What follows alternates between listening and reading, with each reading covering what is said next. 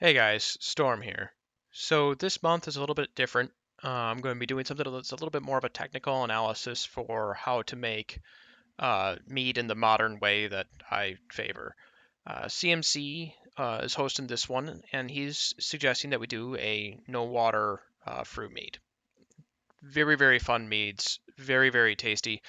Also extremely expensive, but they're worth it.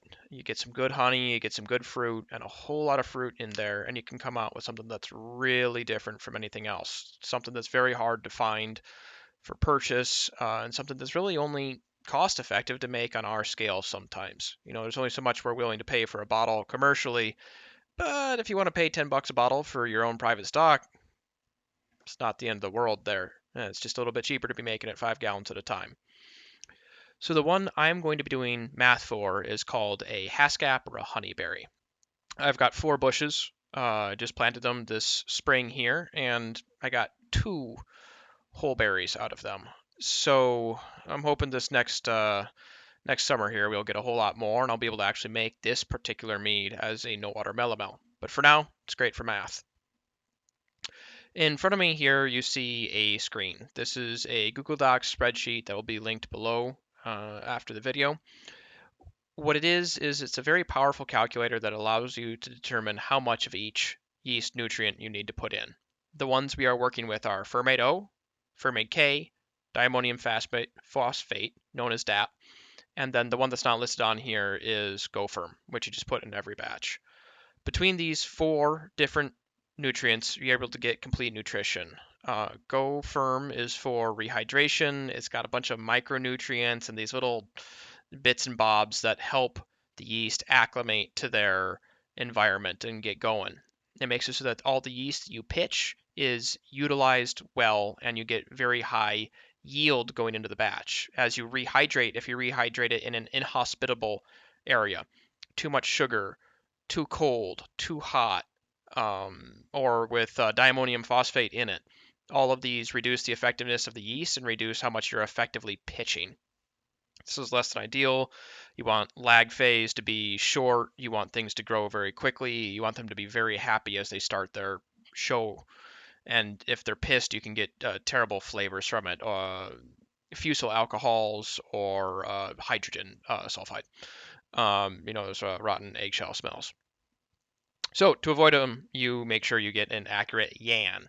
It's yeast assimilable nitrogen. Nitrogen is our largest building block for what we are using to fuel our fermentation. There's other micronutrients that are important, but YAN, nitrogen, is the big one. So first off, you need to start with what your gravity is.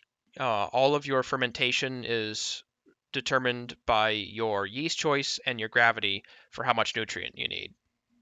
This topic isn't going to be covering how to get to your gravity in any detail, but I will really quickly step through this on mead calc. Looking at this screen, I'm going to have 4 gallons worth of berries. Blueberry, haskap, they're kind of close. I looked up the Brix and the pounds per gallon in order to make sure that's all right. And you can see my target gravity. Fruit is all around that, more or less. 1040 to 1045. Apple juice, cranberries, it's kind of all there. And you can look up on the internet to be specific, or if you've got a refractometer, measure your juice itself. The actual volume of that is a little bit smaller due to the loss for skins. Those do not contain water and they do not contain sugar. And haskaps are a little bit thick-celled, so the walls, they take up a lot of cellulose and stuff like that. So they're actually only about 90% fermentable. So I reduce my target volume, and then I figure out how much honey I need to add to get some residual sugars. I will be fermenting this style of batch with 1118, so I want target gravity somewhere around 106, 107, and that leaves a little bit of sugar in the end. That gives you a final gravity of 1025, give or take, with this particular yeast. And then normally with this much fruit, I'd probably want it to be higher final gravity, but this is nice and conservative, like what most people want to do. You can back sweeten that with no danger. It's going to be stable. Or if you prefer to use stabilizers, you could absolutely do so, but at this particular ABV, it just doesn't happen to be particularly necessary once things are done. Anyhow, the whole exercise is to get my final gravity. And there are two final gravities that I can use. The first one is you can just use the one that you're using as your target, 1.166 in our case, or you can do delta specific gravity, which is how much you're actually going to be fermenting. For high ABV stuff, that's what I like to use, but it's a little tomato. A lot of this has rounding and rules of thumb that you're putting into it to figure out exactly where you need to be, and it's based off experience. Everyone's got different opinions. You talk to 5 mead makers, you get 5 different results for how people do nutrition. So I have got mine now, and let's go over to the nutrient calculator. It's right now set up for a 5-gallon batch.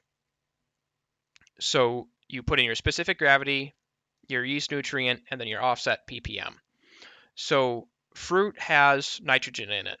People say raisins, raisins, raisins. Oh yeah, that's got nitrogen in it. And it's one of those things where it's technically right and just technically right enough that it's frustrating because people don't understand what it really means. We are using literally no water in this mead. It's just fruit and honey. And I'm only going to say there's 150 ppm coming from the fruit. It could be anywhere between 150 and 250. If you've got real fancy tools or a relationship with a brewery or winery, they have about a $5,000 tool that can tell you exactly how much you need.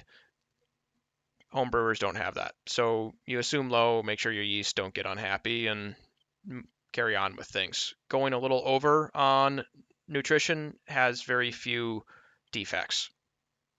So I give it this 150 ppm offset, medium yeast requirement. Lavin 1118 is generally considered a low nutrient yeast. I use it as a medium when I am pushing the envelope a little bit. If it's high acidity or if it's going to be very, very high ABV, or if I'm going to be step feeding, I always use it as a medium. And all of the Lavin products have great guides, great write-ups that say what their phenol production is going to be, what kind of nutrient requirements they have, what are good supplements for it. They're great out there, and you can find them for others, but always just assume medium if you don't know any better. You won't go wrong with that. Our target yan ends up being around 240, and here you adjust your grams per liter of nutrient. In this case, the default setups are pretty fantastic. You see I'm getting 240 here out from the end, and that's what I want. I'm not over the limits on anything, nothing. If I want to do, say, a traditional at this volume, and I don't have that fruit to give me this big offset, you would notice that between here and here, I do not have enough nitrogen. I am under the required 400 yan for that particular specific gravity. And so then you would want to go increase how much fermate O you're limiting this one. In this point, right around there, actually, I would be able to go about double my fermate O limit. This is over the manufacturer's recommended amount, but those amounts are more targeted for wine, which is relatively nutrient rich compared to mead.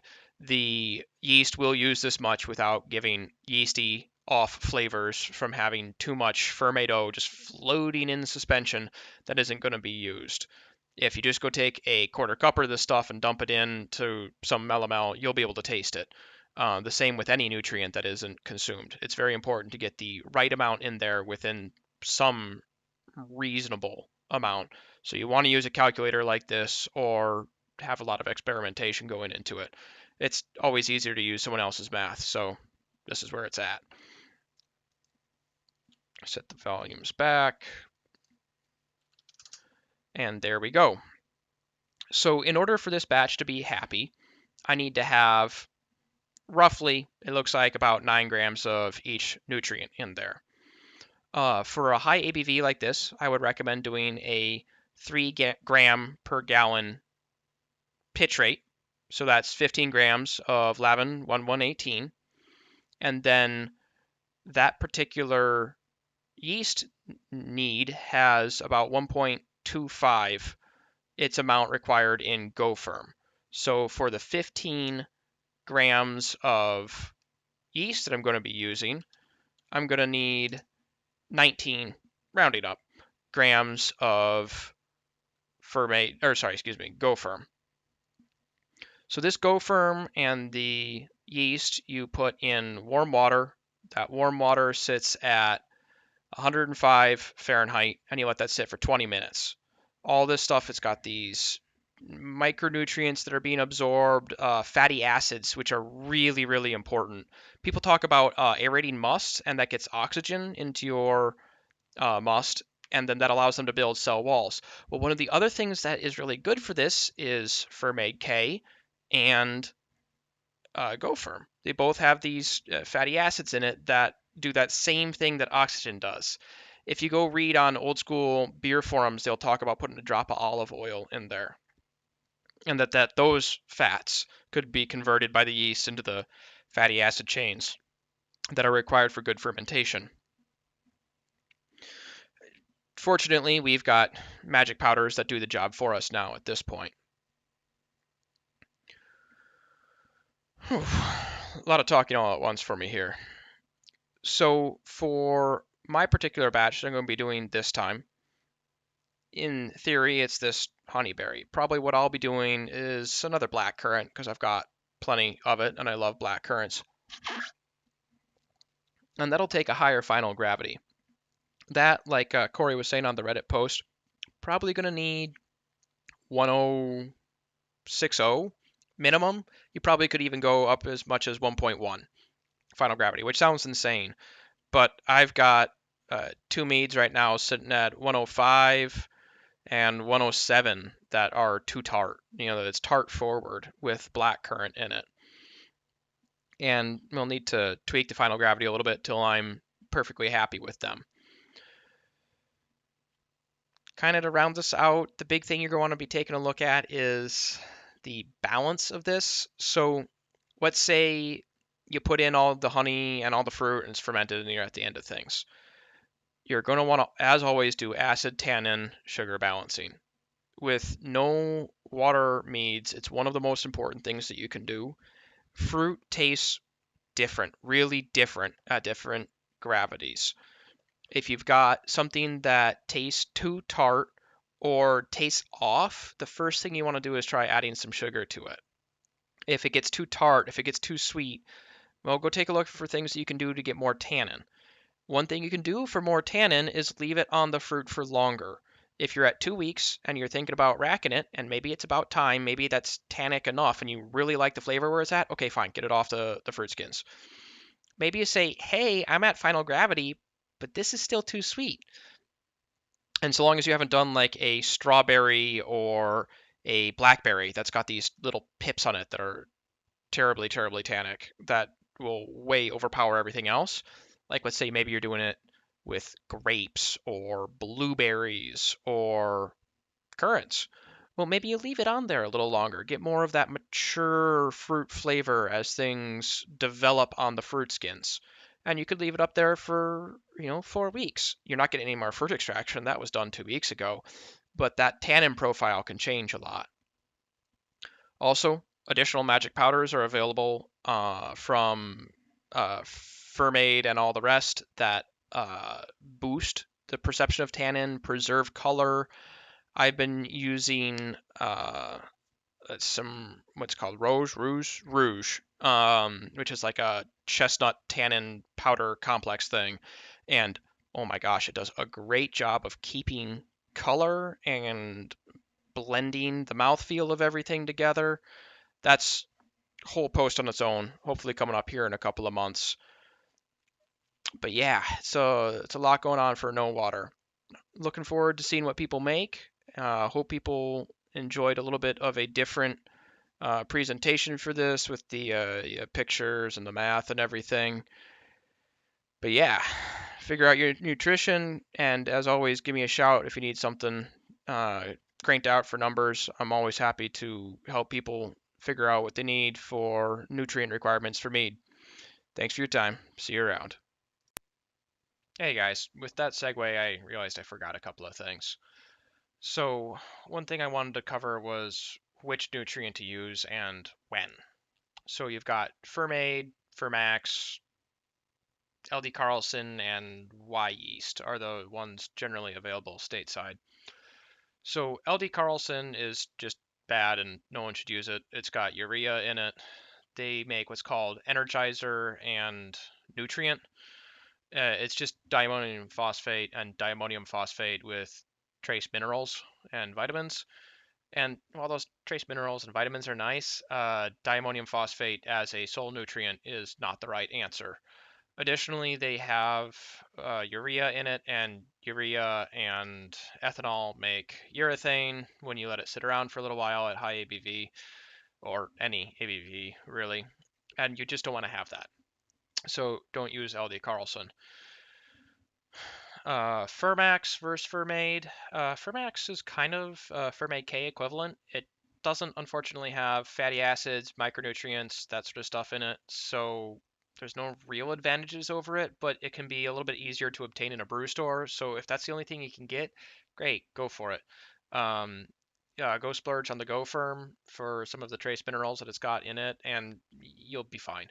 Uh, my advice is eventually transfer to Fermade K once you can find a nice bulk buy of it on the internet somewhere, but we all got to start somewhere.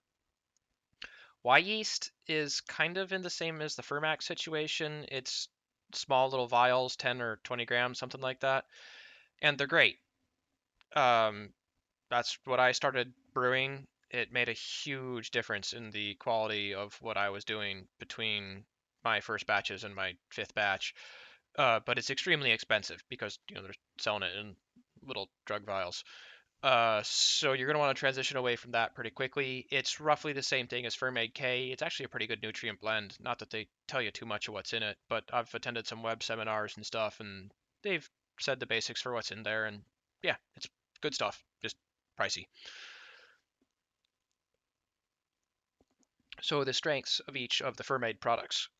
You've got Fermade O, Fermade K, and diammonium phosphate, which isn't necessarily from Fermade, but it's sold anywhere where Fermade products are. Crush to cellar and more wine are great for getting bulk buys of that stuff. You don't have to set you up for 6 months or a year, or significantly more. Maybe you split it with a couple of local friends. So Fermade O is autolyzed yeast hulls. It's got all kinds of great bits in it. Diammonium phosphate is diammonium phosphate. It's an inorganic nitrogen source. Fermate K is a blend of the two, plus, like I said, fatty acids and micronutrients. Great, great, great, great stuff. The last one being Go Firm or Go Firm PE, being the more modern version of it. They present a complete solution altogether. You need to make sure that at low ABVs, you have good Go Firm, and then the rest is you can kind of do whatever you want. It's super forgiving. Maybe you do just DAP because it's most effective. Maybe you do Fermade K because you like the micronutrients in it. That's my opinion that the best, like say, 5-6%, you just use Fermade K only and you're pretty much set to go on it. And then as you get to higher ABVs, all of a sudden you need to make sure that you're not using too much diammonium phosphate. These 10% DAP stalls, you got to avoid them by making sure you've got enough organic nitrogen.